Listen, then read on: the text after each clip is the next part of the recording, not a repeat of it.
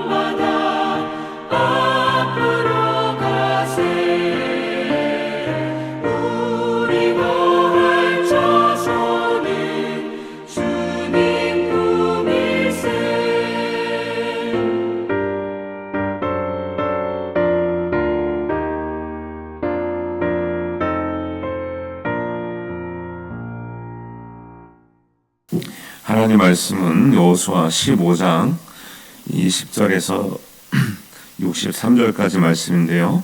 20절에서 33절까지 읽고 61절에서 63절까지 말씀 읽겠습니다. 여호수아 15장 20절에서 33절까지 말씀 먼저 읽습니다.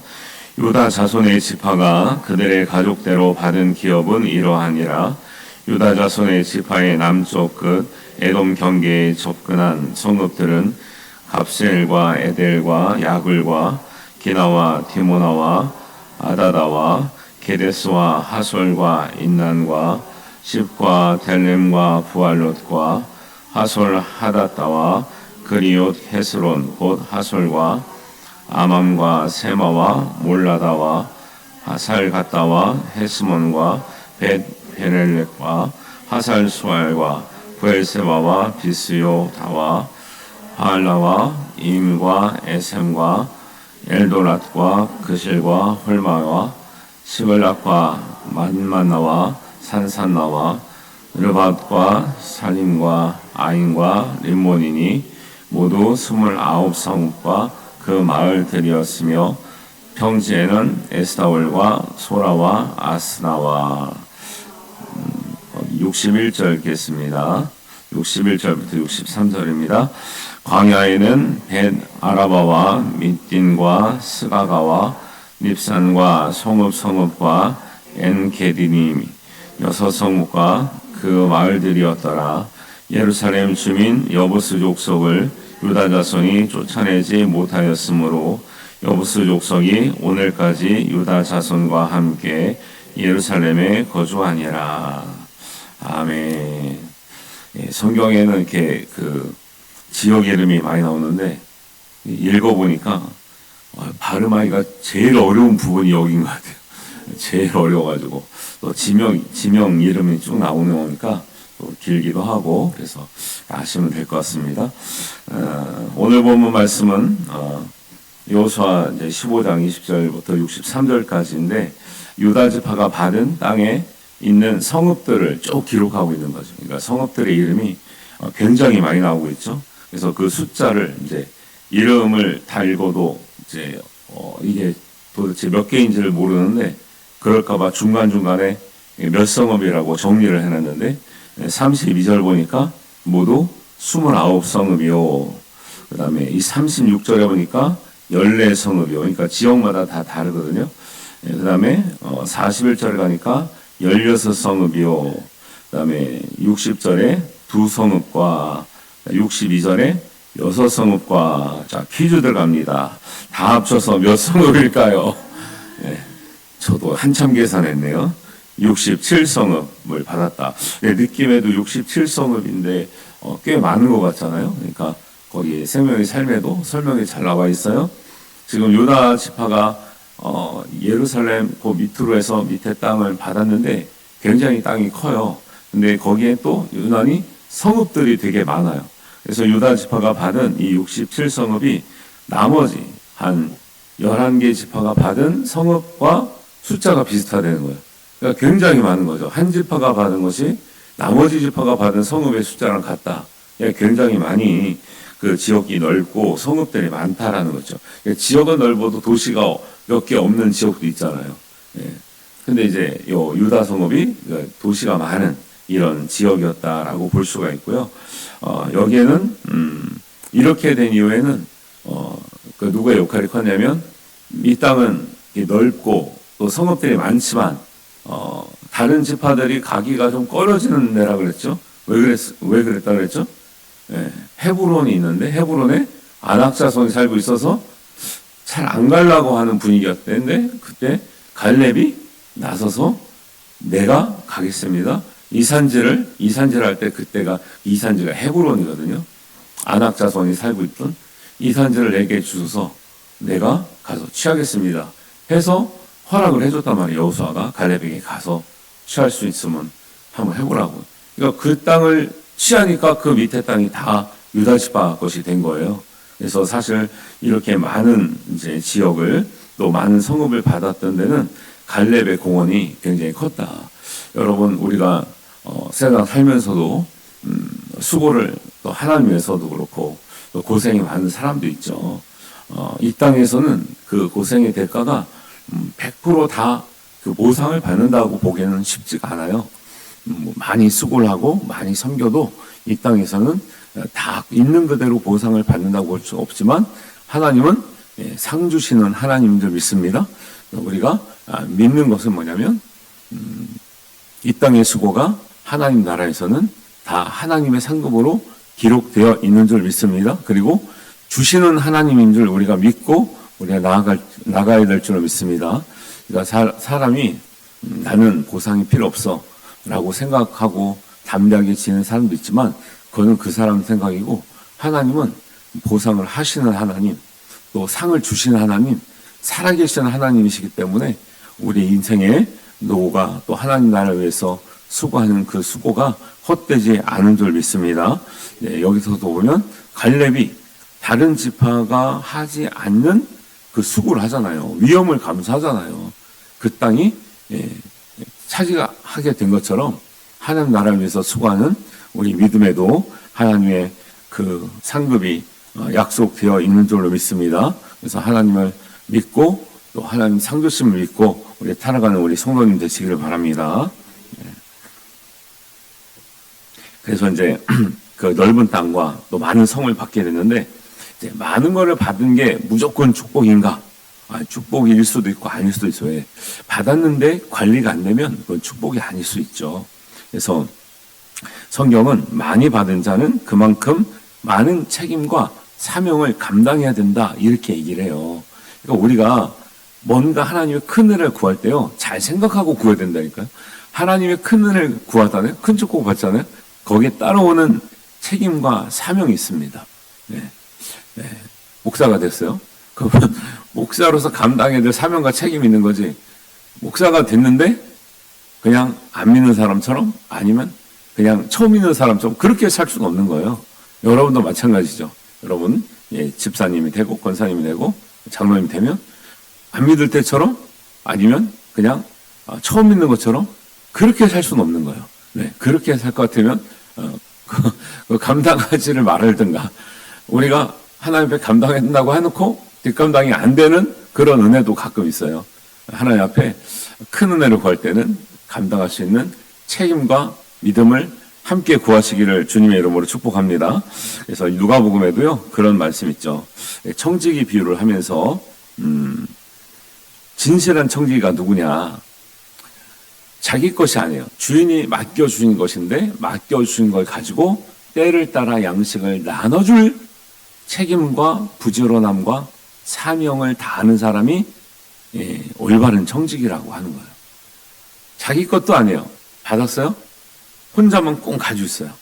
혼자만 누려요. 그건 청지기가 아니에요. 우리가 신앙적으로 보면 우리가 누릴 수 있는 우리 하다못해 생명과 시간과 모든 물질을 우리가 왜 하나님 것을 구별해야 되냐면 하나님으로부터 받았다고 믿고 여기고 고백하기 때문에 하나님께 드리는 거예요. 11조든지 예물이든지. 네.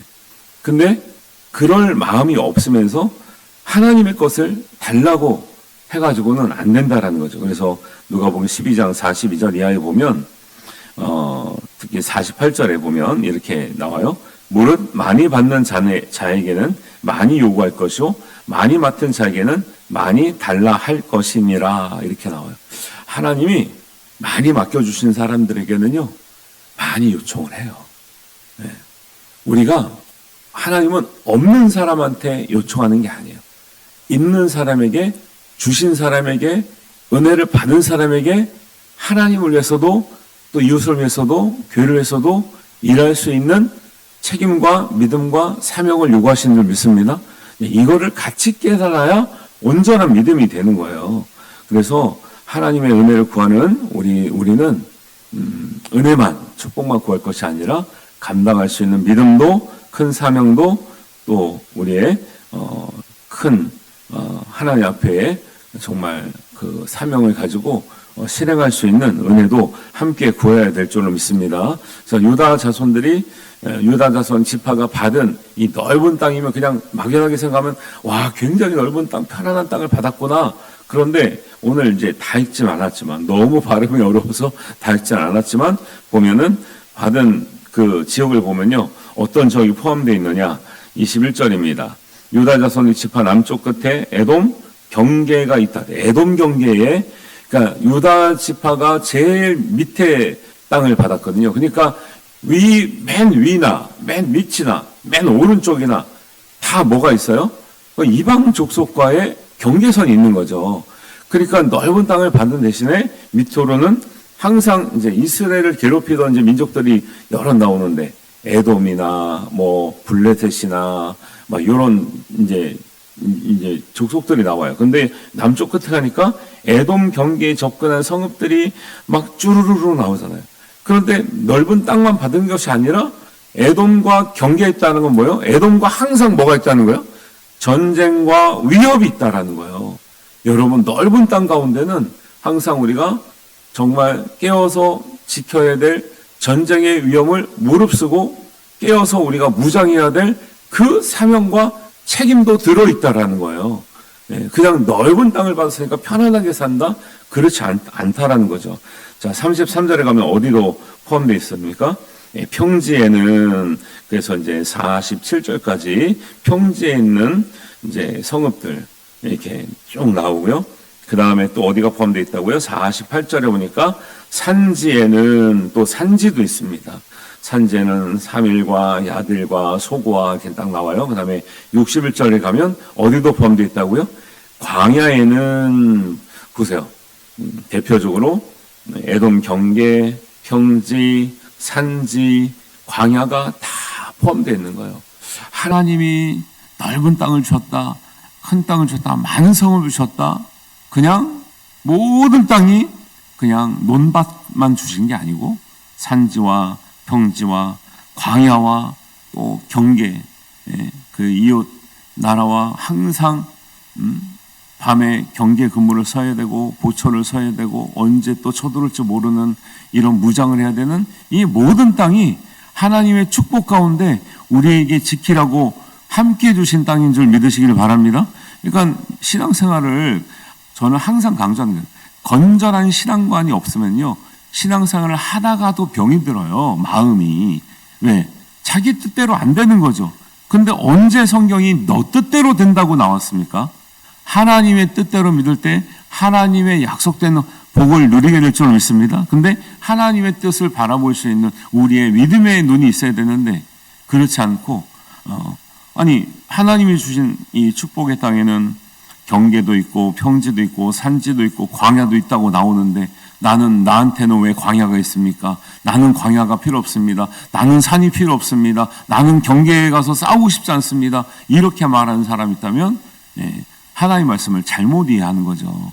그래서 하나님이 주신 데는 우리가 누릴 평야도 있지만 우리가 올라가야 될 산지도 있고 누군가는 광야에서 견뎌야 될 사람도 있는 것이고 때로는 적군과 함께 싸워서 우리가 지켜야 될 경계도 있다는 것을 항상 염두에 두시길 바랍니다. 그래서 인생의 이런 문제들이 그래서 늘 있는데 중심이 잘 잡힌 사람들은 그런 모든 땅을 다스리며 관리하며 누리며 살게 될 줄 믿습니다. 땅이 평평해서만이 누리는 게 아니라 믿음 있는 사람은 산지도 관리가 되고 광야도 관리가 되고 평지도 관리가 되고 경계에도 튼튼한 보초와 경계 근무와 군사가 준비가 잘 돼 있는 거죠. 믿음이라는 게 이렇게 해서 이제 온전한 믿음이 되는 것이죠. 그래서 사람들은 다 똑같은 일만 하고 살 수가 없어요. 사람마다 산지에서 사는 사람이 있고 평지에서 사는 사람이 있고 때로는 광야에서 내가 살 때도 있고 다른 사람이 살 수도 있고요. 또 어떤 사람은 또 이렇게 경계에서 또 에돔 민족과 늘 대치하면서 살아가는 거죠. 그런데 중요한 것은 하나님은 우리가 이렇게 다르게 살아가는 삶의 방식을 어떤 삶이 더 귀하고 어떤 삶은 천하다, 어떤 사람은 잘한 사람이고 어떤 사람은 못한 사람이다 나누고 있지 않다라는 거예요. 그래서 하나님은 오히려 이렇게 말씀하세요. 전도서 가면 전도서 3장 10절 이하의 말씀입니다. 하나님이 인생들에게 노고를 주사 애쓰게 하신 것을 내가 보았노라 이렇게 말해요. 솔로몬이 전도서를 썼을 때 인생의 지혜를 깨닫고 하나님 안에서 인생의 은혜를 깨닫고 기록한 이제 말씀이 전도서인데요. 하나님이 인생들에게 노고를 주는 것이 마땅하다 이렇게 나오고요. 사람들이 사는 동안에 기뻐하며 선을 행하는 것보다 더 나은 것이 없는 줄을 내가 알았고 사람마다 먹고 마시는 것과 수고함으로 낙을 누리는 그것이 하나님의 선물인 줄도 또한 알았도다 이렇게 나와요. 왕으로 살아보니까요 별거 없더라는 거예요. 하나님 은혜 잘 못 받으면 인생의 진리를 깨닫지 못하면 왕으로 앉아있지만 근심 걱정 가운데 앉아있는 거예요. 늘 부하들이 나를 치지 않을까, 이게 막 쿠데타를 일으키지 않을까? 누가 저기 나를 암살하지 않을까? 이 음식은 정말 여기에 독은 타지 않을까? 늘 그렇게 사는 거예요. 우리나라 사극도 보시면은 그 왕이 먹기 전에 저도 봤는데 그 맛을 보는 사람이 있잖아요. 예, 왜 맛을 본다는 거예요? 왕이 먹기 전에 독이 들었을까 봐. 예. 왕의 자리가 그런 자리예요. 왕의 자리가 뭐 하나 마음 편하게 막 누릴 수 있는 게 아니에요. 남들이 볼 땐 좋죠. 그래서 그걸 아는 솔로몬이 사람들이 사는 동안에 노고가 있지만 수고가 있지만 선을 행하고 기뻐하며 믿음 안에 사는 것, 그것이 하나님의 선물인 줄로 내가 또한 알아도다. 이렇게 고백하고 있습니다. 우리가 노고와 수고의 삶이 있지만 우리가 믿음으로 기쁨과 감사를 누리고 선을 행하며 사는 것이 하나님의 은혜이고 선물인 줄 믿습니다. 이런 것을 깨달아가는 게 믿음이에요. 그래서 우리가 이제 하나님 은혜를 받는다고 아무 일을 안 하고 쉬는 게 다 은혜가 아니라 수고하고 일할지라도 그 일을 통해서 하나님 우리를 복되게 하시는 은혜의 시간이 될 줄로 믿습니다. 그래서 예수님도 그래요. 예수님도 안식일에 왜 그렇게 뭘 합니까? 공격을 많이 받았어요. 안식일에는 다 쉬라고 돼 있잖아요. 우리 성도님들도 가끔 그래요. 우리는 평일에 직장 가서 일하고 주일날 와서 봉사해야 됩니까? 그래요. 그때 예수님이 뭐라 하신 줄 알아요? 안식일에, 그러니까 다른 사람이 공격하는 거예요. 왜 안식일에 해야 합니까? 예수님께서 딱 정답을 말씀하셨어요. 내 아버지께서 일하시니 나도 일한다. 할렐루야. 주일날 봉사하시는 거 너무 힘들어하지 마시고 예수님도 뭐래요? 안식일에 일하셨다니까요. 네, 왜요? 하나님이 일하시기 때문에 나도 일한다. 사실은 하나님은 안식일에 쉬라 그랬는데 그 쉼이 단지 일적인 일을 안 한다고 쉰다고 하는 그 개념이 아니라는 걸 예수님이 말씀하시는 거예요. 그래서 구약 성경에는 그냥 문자적인 개념으로만 나와요. 문자적인 개념. 눈에는 눈, 이에는 이해해라 그러고 뭐 우리 다 막 당한 대로 막 갚아주고 다녀요. 근데 구약에는 그렇게 나오는데 신약 예수님 말씀 뭐예요? 오른밤 맞으면 왼밤을 돌려대라. 전혀 안 맞는 얘기예요, 구약이랑. 그런데 안 맞기 때문에 뭐 하나가 틀렸느냐 그렇게 말씀이 게 아니라 복음으로 확장된 복음이라는 거예요. 예수의 말씀은 정말 율법을 주실 때 하나님의 마음은 그런 마음으로 주셨는데 우리는 이해를 못해서 그냥 문자적으로 지키며 살았는데 사람들이 문자적으로 하는 것을 자기가 유리할 때는 하지만 불리할 때는 안 해요.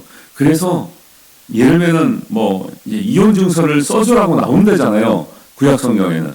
그래서 사람들이 이혼 증서 써주면 나는 이혼하면 되죠? 예수님께 물어봤어요. 그랬더니 예수님이 뭐라 그래요? 이혼 증서를 써주는 것으로 너희들 요령 피지 마라. 함부로 여자를 버리면서 정당하다고 말하면 안 된다. 이미 네 마음을 보니까 네가 죄가 있다. 이렇게 말씀한다는 거죠. 그러니까 구약의 율법을 복음적으로 확장시켜서 확대해서 예수님을 적용시키시고 계시지 문자적인 적용을 하는 게 아니에요. 그러니까 그러면 안식일에 하나님이 쉬라 그랬는데 하나님 아버지는 왜 일을 하세요? 그러면 이게 모순이 되잖아요. 근데 그게 그렇게 문자적으로 우리가 일을 하냐 마냐 이런 차원이 아니라는 거죠. 그러니까 이런 것들 성경을 보면서 우리가 잘 이해해야 우리가 이제 온전한 믿음이 되는 거예요. 그래서 이제 요한복음 5장 17절에 예수님께서 왜 안식일에 그렇게 구약 성경에는 하지 말라고 하는 일들을 합니까? 그때 하신 말씀이 예수님이 그런 거예요. 내 아버지께서 이제까지 일하시니 나도 일한다. 이거를 이렇게 살펴보자면 이런 맥락을 모르면 구약의 십계명이랑 반대네? 다르네? 틀리네? 이렇게 말할 수 있거든요. 그런 것이 근본적인 의미의 말씀을 하고 계신다는 것을 이제 알아야 되는 거예요. 그 다음에 이제 유다 자손이 이렇게 넓은 67개 성읍을 받으면서 이제 마지막에 좀 미흡한 점이 나오는데 그 미흡한 점도 이제 기록하고 있죠. 63절입니다.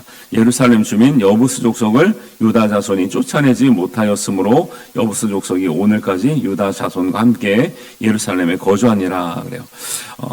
가나안에 들어가면 7족속이 주로 살고 있는데 7족속을 쫓아내라고 하신 족속 중에 여부스 족속이 들어가요. 신명기 7장 1절부터 나오면 7족속의 이름이 나오는데 여부스 족속이 들어갑니다. 근데 못 쫓아냈어요. 안 쫓아냈어요. 예, 힘들었겠죠. 근데 문제는 완전하게 하나님 말씀을 따르지 않으면 그것 때문에 항상 괴로움을 당해요. 예, 신앙적인 이 원리예요, 이게. 하나님 말씀을 철저하게 안 지키면 그럭저럭 살아갈 수가 있어요. 그래도 하나의 은혜가 있어요. 그런데 하나님 말씀을 철저하게 따르지 않은 것으로 늘 우리가 괴로움을 당하며 어려움을 당하며 살아갈 수밖에 없는 인생이다라는 것을 보여주고 있어요. 그래서 이 여부스 족속은 언제 해결이 되냐? 사무엘하 5장 6절의 이하에 가면 다윗이 그 시온산성을 뺏었을 때 그때서야 비로소 여부스 사람을 쫓아냅니다. 그래서 보세요. 다윗이 물론 완벽하진 않지만 다윗과 솔로몬 하나님의 그 믿음의 사람들이 하는 걸 보면 그들은 지금 예를 들면 지금 여호수아에서 나오는 여부스 족속의 시간과 다윗 왕의 때는 400년 정도의 차이가 나요. 근데 신명기 7장에서 여호수아는 얼마 차이가 안 나요. 사실 거의 시간 차가 없는 거거든요. 그런데 이렇게 넓은 땅을 받고 많은 성을 받은 유다는 신명기 7장에서 쫓아내라고 여부스 족속을 못 쫓아내요. 안 쫓아낸단 말이죠. 근데 400년 뒤에 다윗은 여부스 족속을 쫓아내고 시온산을 찾았는데 그것은 단지 그냥 쫓아냈다가 아니라 400년 전에 들었던 하나님 말씀을 이루는 사람이 됐다라는 거예요. 이게 차이예요, 이게. 예. 금방 들은 말씀도 안 하는 지파가 있고 400년 전에 하신 말씀도 기억했다가 실행하는 다윗이 또 있었더라는 거예요. 그래서 하나님이 다윗을 이렇게 귀하게 보는 거예요. 왜? 그 순수한 마음. 비록 실수는 했지만 그 전까지 그 후도 하나님 앞에 정말 순수하고 정말 누가 보세요. 여러 번 왕이 좀 실수를 했어요. 그러면 나단 선지자가 와서 왕이 이렇게 실수를 했습니다. 누가 그런 실수를 했냐? 밧세바 얘기를 하는 거예요. 당신이 그 사람이요라고 하면요. 보통 왕 같으면요. 회개합니까? 나단을 죽일까요? 보통 같으면 나단이 죽었어, 나단이. 근데 다윗은 자기가 회개해요. 이게 다른 거예요. 보통 왕은요, 싫은 소리 한 사람 죽여버려요. 왜요? 자기 그게 있잖아요. 권력이 있잖아요. 힘이 있잖아요. 근데 다윗을 비록 실수했지만 하나님이 다윗의 이름을 존귀하게 하시는 이유가 있어요. 잘못을 지적받았을 때 항상 회개한 사람이었어요. 이게 달라요, 이게. 우리가 큰 믿음이라는 거, 큰 업적 이런 거 아니에요. 하나님 말씀 앞에서 그 말씀이 내 가슴을 치는 사람, 그 말씀이 내 삶에 영향력을 미치는 사람, 그 말씀 때문에 기쁘기도 하고 그 말씀 때문에 내가 지키지 못해서 괴로워한 사람, 이런 사람이 정말 믿음의 사람이지 금방 들은 말씀도 하지도 않을 거면서 그냥 다른 복을 구하고 다른 것으로 뭔가 만족을 찾고 다른 것으로 뭔가 믿음을 보여주려고 하는 사람 아니에요. 하나님 말씀 앞에서 우리 때로는 기쁘기도 하고 괴롭기도 하고 자복하기도 하고 그다음에 그것을 이루기 위해서 내 온 힘을 다하기도 하고 할렐루야. 이런 사람 되시길 바랍니다. 유다가 너무 넓은 땅 많은 성을 받았음에도 불구하고 여부스 족속을 쫓아내지 못했던 것들이 나중에 계속 오랫동안 계속 발목을 잡는 일이 돼요. 이런 일들이 있었다라는 것을 기억하시고 다윗처럼 400년 전의 일이지만 철저하게 하나님 말씀대로 지켜 행함으로 온전한 하나님의 축복을 받아 누리는 우리 모든 성도님 되시기를 주님의 이름으로 축복합니다. 기도하겠습니다. 하나님 아버지 은혜를 감사합니다. 오늘 말씀을 통해서 하나님의 믿음이 있었던 갈렙이 유다 지파의 가 얻을 기업들을 보면서 우리가 정말 하나님의 큰 복을 얼마나 많이 받았는가를 깨닫고 또 작은 또 실수 때문에 또 얼마나 또 어려움이 예상되고 그 앞길이 험난한 길이었는가를 우리가 또 깨닫습니다. 하나님 온전한 믿음으로 하나님 말씀 앞에서 하나님 우리가 온전한 사람이 됨으로 말미암아 하나님의 온전한 복을 누릴 수 있는 은혜가 있게 하여 주시옵소서. 큰 은혜를 구하는 것과 동시에 큰 책임과 사명을 또 말씀의 순종함을 같이 구하여서 하나님 마음에 합당한 사람 되게 하여 주시옵소서. 하나님께서 함께 하실 줄로 믿습니다. 감사드리오며 예수님의 이름으로 기도하옵나이다. 아멘. 하늘에 계신 우리 아버지, 아버지의 이름을 거룩하게 하시며 아버지의 나라가 오게 하시며 아버지의 뜻이 하늘에서와 같이 땅에서도 이루어지게 하소서. 오늘 우리에게 일용할 양식을 주시고 우리가 우리에게 잘못한 사람을 용서하여 준 것 같이 우리 죄를 용서하여 주시고 우리를 시험에 빠지지 않게 하시고 악에서 구하소서. 나라와 권능과 영광이 영원히 아버지의 것입니다. 아멘.